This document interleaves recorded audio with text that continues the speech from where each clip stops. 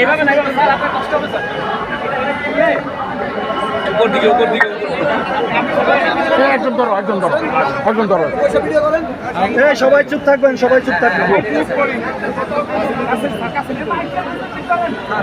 আজকে উপস্থিত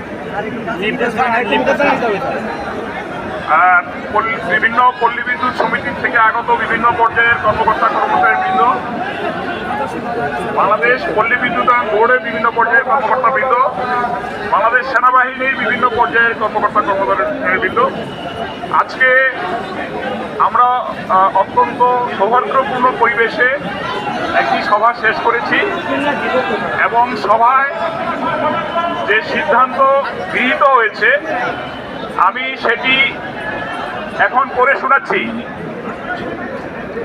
মন্ত্রণালয়ের রিফর্ম কমিটির রিপোর্ট দাখিল না হওয়া পর্যন্ত যে কোনো ধরনের হয়রানিমূলক বদলি পোস্টিং বন্ধ থাকবে। মন্ত্রণালয়ের রিফর্ম কমিটির রিপোর্ট দাখিল না হওয়া পর্যন্ত সকল শৃঙ্খলামূলক কার্যক্রম বন্ধ থাকবে।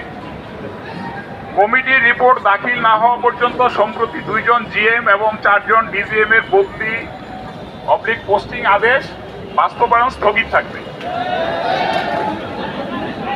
ফেসবুক, সোশ্যাল মিডিয়ায় পরস্পরের বিরুদ্ধে যে কোনো প্রকার লেখালেখি, উস্কানিমূলক ভিডিও প্রচার বন্ধ থাকবে। পবিসের চুক্তিভিত্তিক অনিয়মিত কর্মকর্তা কর্মচারীদের চাকরি নিয়মিতকরণের বিষয়ে কমিটির রিপোর্টের পর দ্রুত ব্যবস্থা গ্রহণ করা হবে।